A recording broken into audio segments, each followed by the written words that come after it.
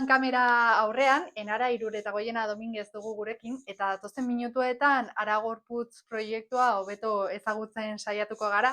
Hain zuzen ere, duela gutxi, zikloan izeneko web aplikazioa sortu dutela iragarri dutelako, baina aitzakia hau aprobetxatuz, proiektu guztiari buruz hitz egingo dugu, beraz, elkarrizketarekin hasteko Enara kontaidazu pixka bat.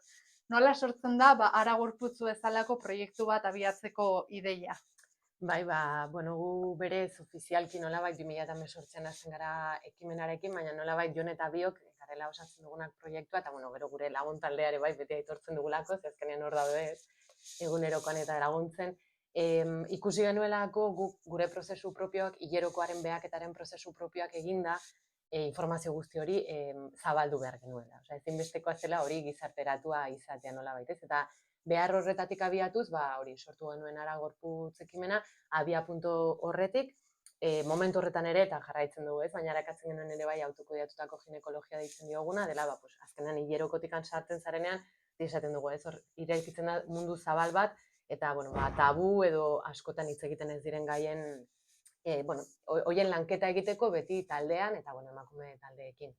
Eta holaxen pixka bat, guk beti esaten dugu modu organikoan, ez zen izan, guazen zerbait martxan jartzere, baizik eta alrebez, ez? Guk izandako beharretatik abiatuz, martxan jarritako ekimena. Horixe da, horrela, zikloan izeneko aplikazio hau ateratzera iritsi zarete. Ez dakiz, aplikazio bat sortzeko ideia nola bururatu zitzaizuen, edo errexea izan den guztia aurrera eramatea. Zikloan aplikazioaren ideia berez da Iametzaren ideia, beraiek izan zuten horrelako aitzindaritza hori, eta gero momentu batean gurekin harremanetan jarri ziren nolabait edukia eta lantzeko, ez? Eta, izan da prozesu bat egia esan luzea, guretzat oso garrantzitsua da ateratzen dugun guztia, eta bereziki hola publikoan ateratzen dugun guztia, xehetasun guztiak eta mimo handiz egiten dugu lan, hori esan beharra daukagu. Beraz, hori izan da prozesua luze, baina, ja hor kalean dago, eta harrera izugarri izaten ari da, beraz oso konten. Horixe da, hileroakoaren jarraipena, euskeraz egiteko aukera ematen duen aplikazio bakarra da, beraz horregatik imaginatzen dut ere, barrera ona izango duela, ez da? Bai, hori da, egia esan hori, pentsatzen genuena baina hobea, ez? Asko zabaldu da, bai edabidetan, bai pertsonen artean, eta horrekin oso konten gaude, hori bai, azpimarratzen dugu euskara gutxean dela, datuen babes ere bai oso garrantzitsua da, ze dago modu batean egina bakarrikan hori sarbide izango dugula guk, eta guk bai eztatzen dugu horrela idatzita dagoen moduan, datu horiek ikerketa feministak egiteko erabiliko ditugula, ja beste fase batean, oraindikan lehenbiziko fase hortan gaude, baina hor bildu ditugu ere bai, badauka blog jatal bat, eta hor bildu ditugu gure urte guzti ibilbide guzti honetan joan garen jakintzak edo sistematizatzen, pilatzen, nahi izan ditugu hor blogean eskuragai eta irakurgai egotea.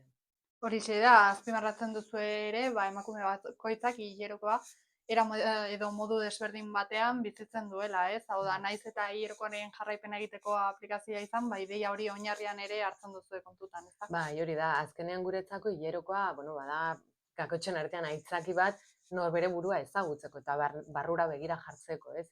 Gabiltzan, gizarte honetan, kapitalista, denbora guztian esplotazio aurrera gora, ez dago unerik, ez? Edo batzuetan ematen du ez dagoela unerik, gelditzeko momentu batean eta esateko nola nago. Eta, hori pentsatzen dugu, hilerokoaren zikloa erabiliz, ez beti gogoratzen dugu ez dela bakarrikan odol jari, edo fluxu jari daukagun egun horiek, baizik eta ziklo oso bat eta hitz egiten ari garela, hori egunez egun behatzen joatea ematen dizkigu pista handiak posible izateko bizitu, goxo, merezi dugun bezala. Horixe da, orain aurkezpen fasean zaudeten, hau da zikloan aplikazioaren aurkezpen fasean, ez dakit honen ostean zertarako erabiliko duzuen proiektua, edo zinbestelako faseak aurreikusten dizkiozuen. Oraindikan hori gaudea sentatzen hau, zabalpenarekin erabiltzaileak, hortxe igotzen doaz, bai daukagula, aurre ikusia, implementazio tekniko berriak nolabait, hemendikan etorkizun batera, agian irizpide gehiago izatea erregistratzeko, eta gero esandakoa, hemendik, urte batzuetara, datu guzti horiek jasotzea, eta nolabaiteko ikerketatxo bat egitea, hori izan dadin lagungarri, jarraitzeko behatzen oraindikan hain ezkutuan dagoen gai hau, eta oraindik ere gizarte mailan guk pentsatzen dugu deserosoa dela, eta horren adierazle badire, horixen, ez? Zientzia mailan edo oso ikerketa aurriak daudela gai honen inguruan.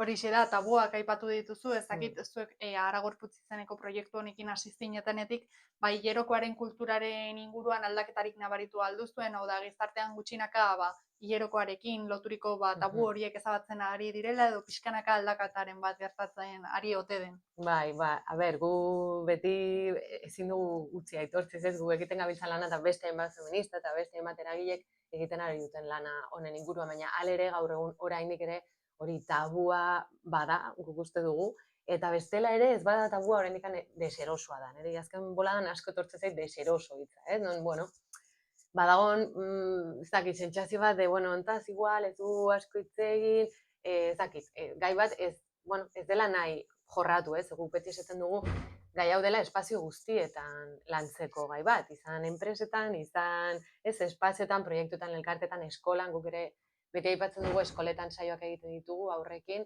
eta aurrak gutxi jakinda edo, ez? Edo kasi batzuek ezer jakinda beti esaten dute, lotxa min eta nazka. Hori hor dago, eta horrek esaten dutena, pues badakigu egia dela, ez? Horan oso simbolikoa da hori oraindikan gertatzen dagoela, beraz, bueno, bagoaz, esandakoa guk hori materialak ditugu eskuragai euskaraz, bueno, hainbat baliabide jartzen ari ditugu bideo honetan, baina denen erantzukizuna da, ezta? Osea, hau kolektiboa da eta kolektiboa izan behar du. Aipatu berri duzu hori hilerokoaren inguruan, eskoletan hitz egiteko programa berezi bat duzuela, imaginatzen dut hau ere garrantzitsua izango dela, izan ere etorkizuneko belaunaldiak dira eta haiekin gai hau lantzea funtsezkoa da, ezta? Bai, hori da. Bai, eta gainera, bueno, aurrez gain, hola, pues, egiten ditugula saio parte hartzaileak, eta bueno, beraien kezka eta galderei, ez?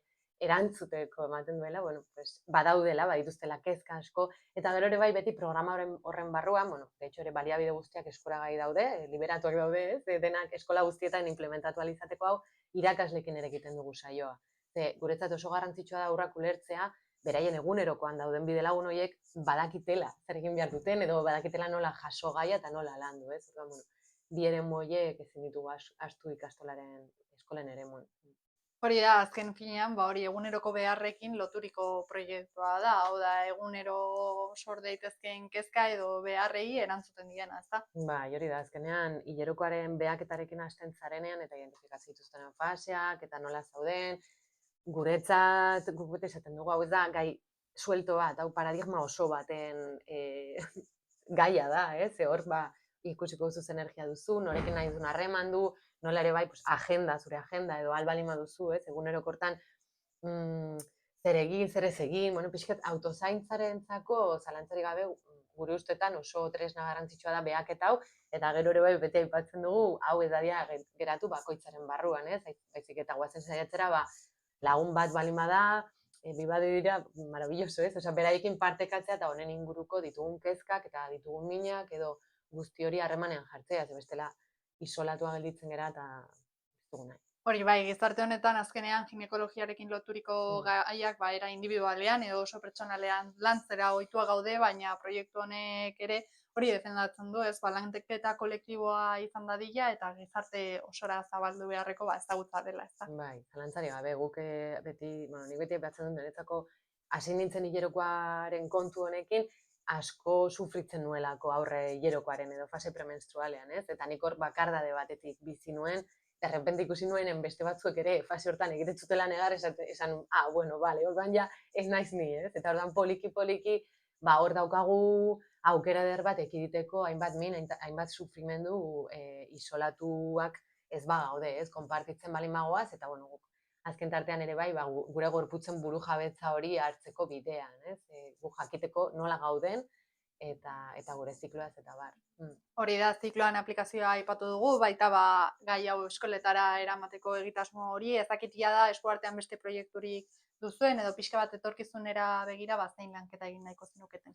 Bai, aurten ibili gara ere bai egiten, hau oraindik ez dugu publiko egin, baina bueno, igual laster ere bai egingo dugu, Euskal Herri mailan hileroko lantzen duten eragileen mapeo moduko bat, ez?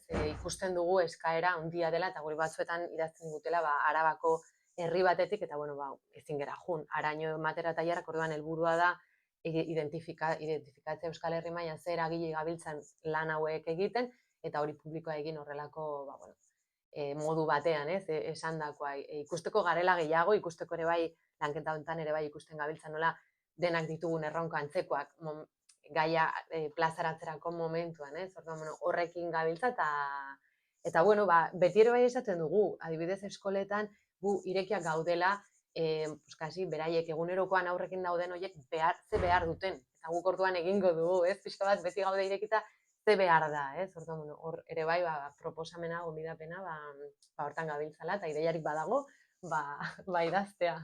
Guk ere zuek martxan jarritako proiektu guztiak gertutik jarraituko ditugu, beraz, mila esker Enara, eta ikusiko gara aurrerantzean. Eskerrik asko zuei.